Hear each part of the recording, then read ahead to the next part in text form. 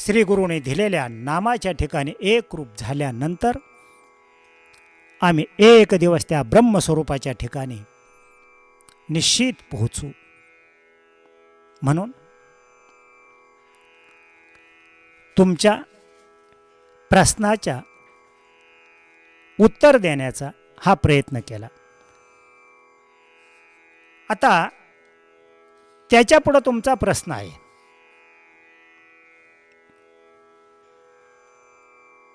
की माझ्याकडून अज्ञानपणात अनेक प्रकारच्या चुका झालेल्या आहेत.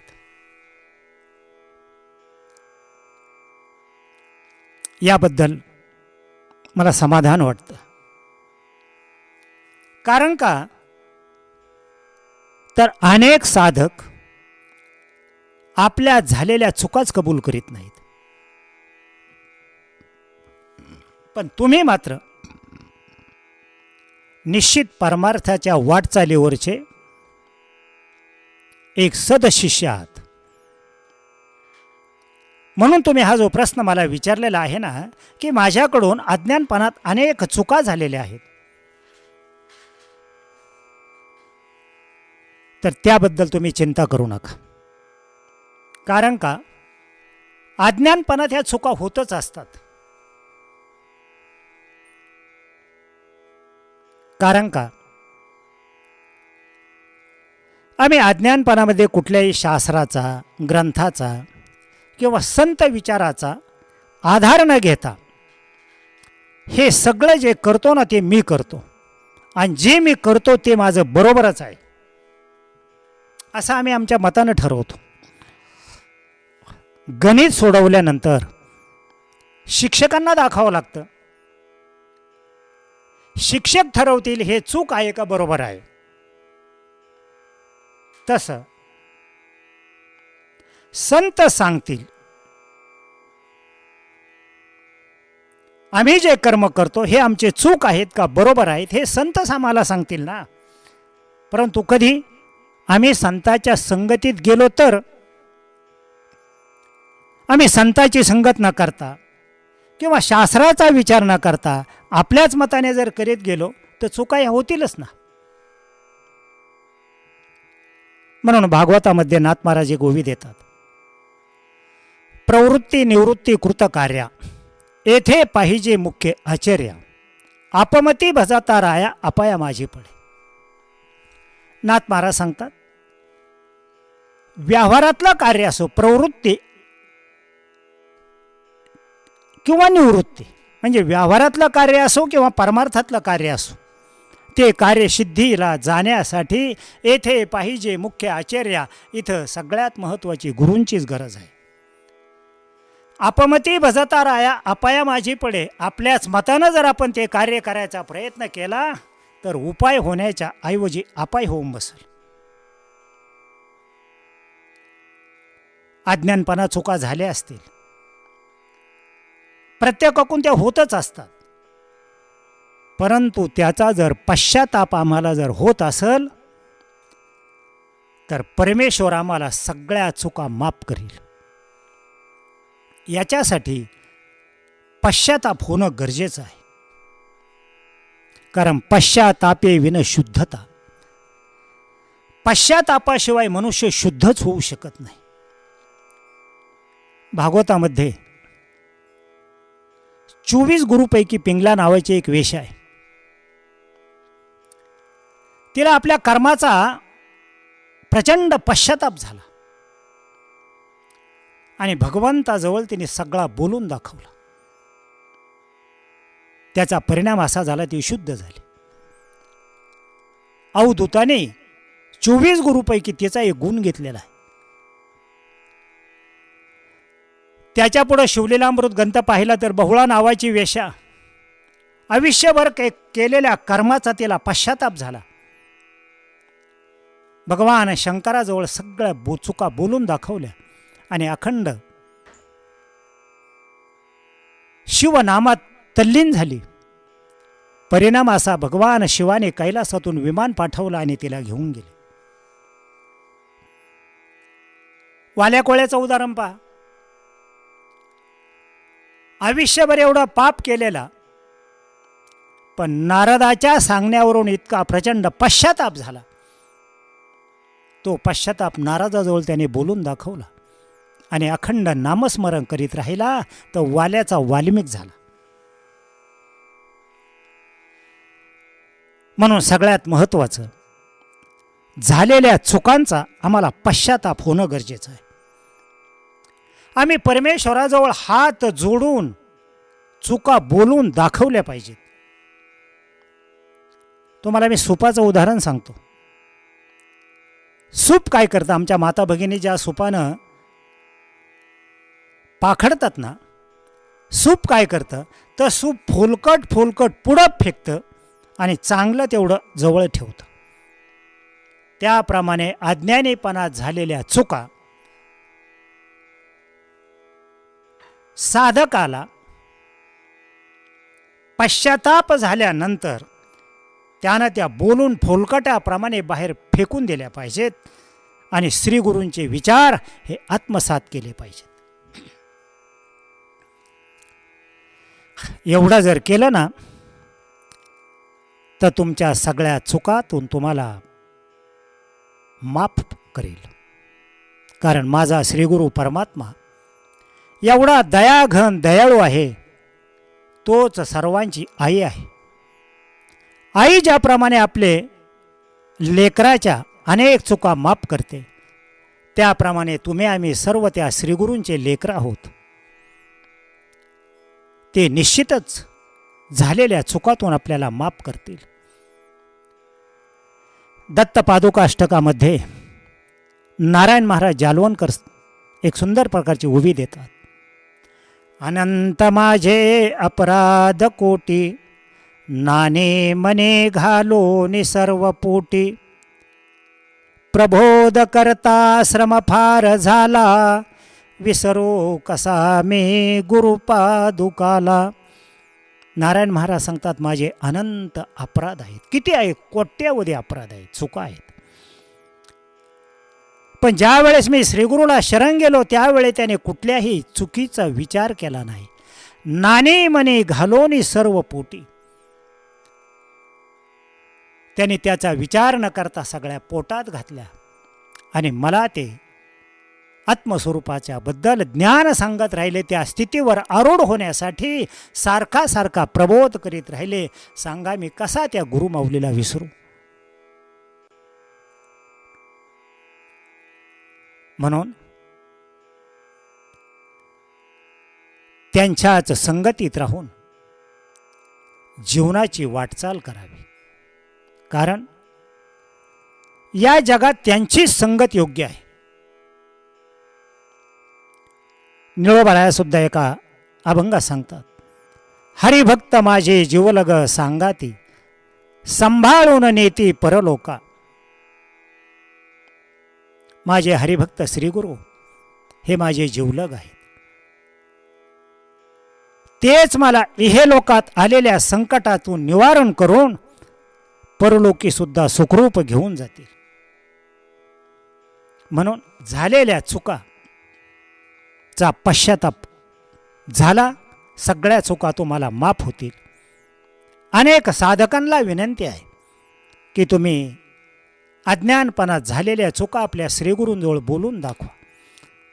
अंतकरणातून फोलकाट्यासारख्या बाहेर फेकून द्या आणि श्रीगुरूंचा बोध अंतकरणामध्ये आत्मसात करा. त्यापुढं तुमचा तिसरा प्रश्न तुम्ही विचारलेला आहे. आता तुमचा यापुढं तिसरा प्रश्न आहे की श्रीगुरूचा अनुग्रह झाल्यानंतर शिष्याचं श्रीगुरूंच्या बरोबर किंवा समाजात त्याचं वर्तन कसं असावं.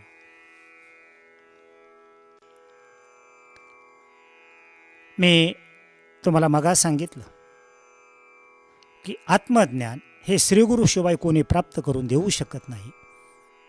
त्याबद्दल माऊली एक ओवी देतात की ते ज्ञान पैगा भरवे, जरी मनी याथी आणावे, तरी संता या भजावे सर्वस्वेश.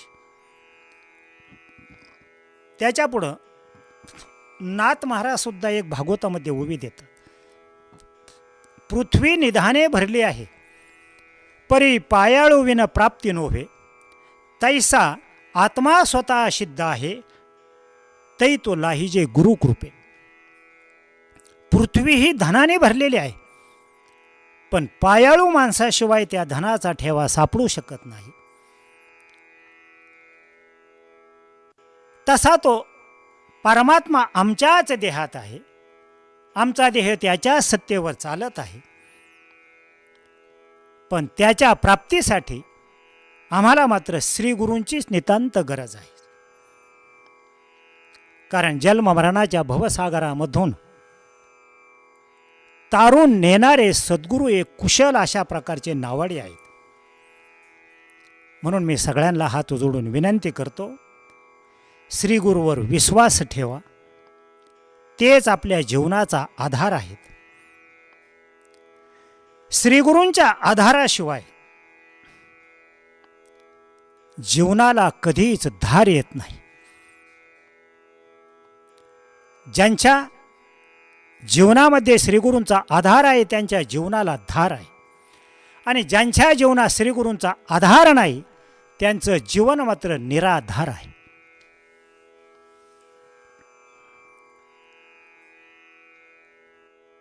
म्हणून कुठलाही अहंकार न करता श्री गुरूंना शरण जावं. मारुतराया प्रभू रामचंद्राला ज्या वेळेस शरण गेले त्यावेळेस मारुतरायाने आपल्या जवळ असणाऱ्या मानाला हाणून काढलं. कारण ज्या वेळेस आम्ही श्रीगुरूची संगती करतो त्यावेळेस आमचा मान, आमचं ऐश्वर, आमचं पद, आमचा अधिकार, समाजात असणारी आमची प्रतिष्ठा, हे जोडे आम्हाला सगळे बाहेर काढून ठेवावं लागतील आणि श्रीगुरूंकडे जावं लागेल. श्रीगुरूंच्या पुढं आम्ही काहीच नाहीत ही वृत्ती आमची अखंड झाली पाहिजे. समाजात आम्हाला मान आहे, पद आहे, प्रतिष्ठा आहे, अधिकारी आहोत आम्ही, त्याच्यापुढं आम्ही श्रीमंत आहोत. श्रीगुरूंच्या पुढं आपण काहीच नाहीत. हेच शिष्याने अंतकरणामध्ये दृढ कायम ठेवलं पाहिजे. म्हणून आपण कोण आहोत हे त्यांच्या पुढं सगळं टाकून देऊन लीन झालं पाहिजे. मारुतरायांचं उदाहरण सांगत होतो मी तुम्हाला. ज्या वेळेस मारुतीराया प्रभू रामचंद्राला शरण गेले त्यावेळी त्याने आपल्याजवळ असणारा मान हा हाणून टाकला. माझ्या श्रीगुरूच्या समोर मी कोणीच नाही म्हणून जो मान होता, अहंकार होता, त्या मानाला मारुतीरायाने हाणून टाकलं आणि प्रभू रामचंद्राला अखंड शरण गेले. म्हणून त्यांचं नाव पडलं हनुमान. हनुमान, ज्यानं मानाला हाणून काढलेला आहे त्याला रामभक्त होता येतं, त्याला गुरुभक्त होता येतं. त्याचप्रमाणे साधकाने आपल्या गुरुबंधू बरोबर, म्हणजे एका श्रीगुरूंचे जे शिष्य आहेत, तुम्ही प्रश्न केलेला आहे की श्रीगुरूचा अनुग्रह झाल्यानंतर त्या शिष्याचं वर्तन कसं असावं. तर त्या साधकाने आपले अनेक गुरुबंधू आहेत, अनेक गुरु भगिनी आहेत, या सगळ्यांच्या बरोबर सख्या बहीण भावाप्रमाणे राहावं. त्यांच्या ठिकाणी कुठलाही कमी जास्तपणा पाहू नये. ते गरीब आहेत, ते अपंग आहेत, ते ज्ञानी नाहीत, ते हुशार नाहीत, कुठल्याही प्रकारचा गुरुबंधूने गुरुबंधूच्या ठिकाणी कमी जास्तपणा पाहू नये. याच्याबद्दल भावार्थ रामायणामध्ये नाथ महाराज एक ओवी देतात. गुरु शिष्य निज बंधू, गुरु शिष्य सख्खे भाऊ आहेत, त्याशी स्वप्नी न कीजे विरोध, करिता घडे गुरुवधू शास्त्र वाक्य. गुरु शिष्य निजबंधू. एका श्रीगुरूंचे शिष्य सख्खे भाऊ आहेत. त्याशी स्वप्नी न की जे विरोधू, त्यांना जागृतीत तर नाहीच नाही, पण स्वप्नात सुद्धा विरोध करता कामा नये. आणि जर आमच्याकडून आमच्याच गुरुबंधूंना जर आम्ही विरोध केला, एकमेकाचे गुणदोष पाहायला लागलो, एकमेकाला नावं ठेवायला लागलो, तर नाथ महाराज सांगतात करिता घडे गुरुवधू. तुम्हाला गुरुला मारल्याचं पातक लागल. हे शास्त्र वाक्य. म्हणून गुरुबंधूंच्या बरोबर विरोध करणाराला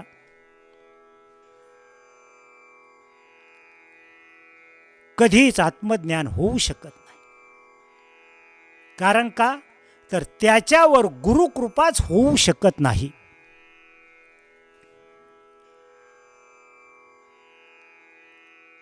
श्री गुरुनं आम्हाला सोहम तत्व जे सांगितलेलं आहे, ते सोहम तत्व तर सगळ्यांच्या ठिकाणी देहामध्ये एकच आहे. आणि प्रत्येकाचं शरीरही पंचमहाभूताचं आहे, तेही एकच आहे. आप तेज वायू पृथ्वी आकाशाचं, या पंचमहाभूताचं हे शरीर आहे. हे शरीर अचेतन आहे, जड आहे. या शरीराला चेतना देणारं जे तत्व आहे, तेही प्रत्येकाच्या ठिकाणी एकच आहे. मग पंचमहाभूताचं शरीर आमचं सगळ्यांचं एक, शरीराला चेतना देणारं चैतन्य एकच आहे. हाच आम्हाला श्रीगुरूंनी बोध केलेला आहे. आणि हा बोध आम्ही आत्मसात करीत असताना आमच्या एकमेक असणाऱ्या गुरुबंधूच्या ठिकाणी आम्ही द्वेष पाहतो. हे सर्वात मोठं पाप आहे. सगळ्यांच्या ठिकाणी आम्हाला तो भगवंतच दिसला पाहिजे. माऊली सांगतात जे जे भेटे भूत, ते ते मानिजे भगवंत. हा भक्तियोग जाण निश्चित माझा.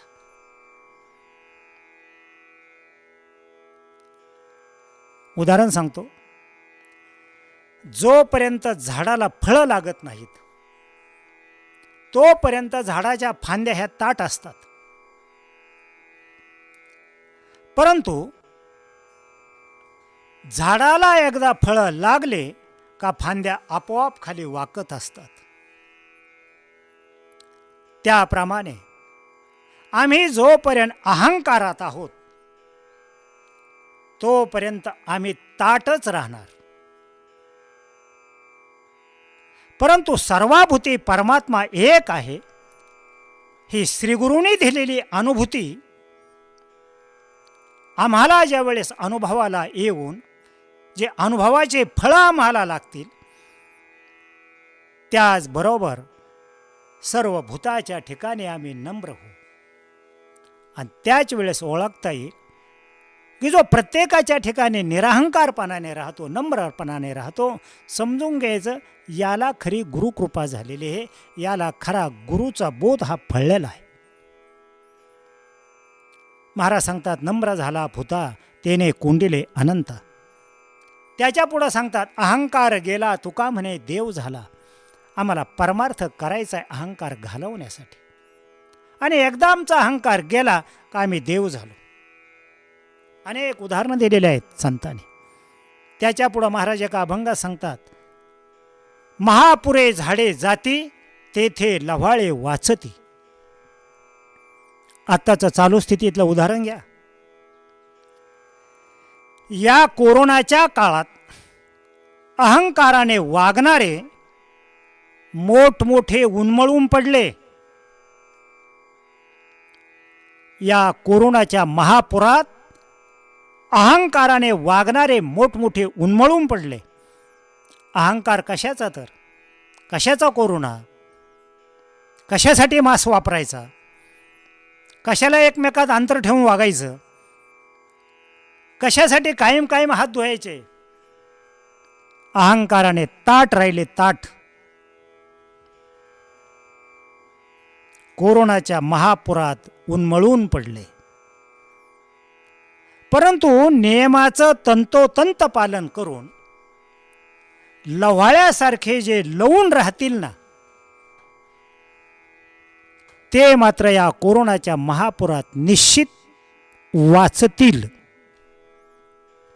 असो, साधकासाठी जोडगे साहेब, तुम्ही खूप सुंदर प्रकारचे प्रश्न विचारले. म्हणून सर्व श्रोतेवृंदांना आणि माझ्या भावंडांना एकच विनंती करतो की मी आणि माझं या अहंकार अज्ञानातून सर्वाघटी परमात्मा एकच आहे ह्या ज्ञानावर येण्याचा प्रयत्न करा. अखंड सतत श्रीगुरूंच्या सेवेत राहा, कारण तेच आपणाला कितीही संकटे आले तरी त्यातून तारून नेणारे तेच आहेत. रामायणामध्ये लक्ष्मणाला शक्ती लागली. लक्ष्मण बेशुद्ध होऊन पडले. त्यावेळेस प्रभू रामचंद्राने लक्ष्मणाचं मस्तक आपल्या मांडीवर घेतलेलं होतं आणि लक्ष्मणाचं मस्तक प्रभू रामचंद्राच्या मांडीवर असल्या कारणानं काळालाही लक्ष्मणाला हात लावता आला नाही. त्याप्रमाणे श्रीगुरूने हा माझा आहे म्हणून जर आपला स्वीकार केला तर काळ तुमच्याकडं कधीही वाकड्या नजरेनं पाहू शकत नाही. जीवनात कितीही संकट आले तरी श्रीगुरू तारून नेतील. म्हणून सर्वांना विनंती करतो, आध्यात्मिक, सामाजिक किंवा प्रापंचिक कुठल्याही प्रकारचे कर्म करीत राहा, कारण तीच खरी सेवा आहे. परंतु परमात्मा हा सर्वाधीश आहे आणि मी त्याचा सेवक आहे ही वृत्ती मनापासून अखंड ठेवा. माझा भगवान परमात्मा तुमचं कोट कोट कल्याण करेल ही मी खात्री देतो आणि प्रवचनरूपी सेवा श्रीगुरूच्या चरणी समर्पित करतो. जय हरी, जय गुरुदेव.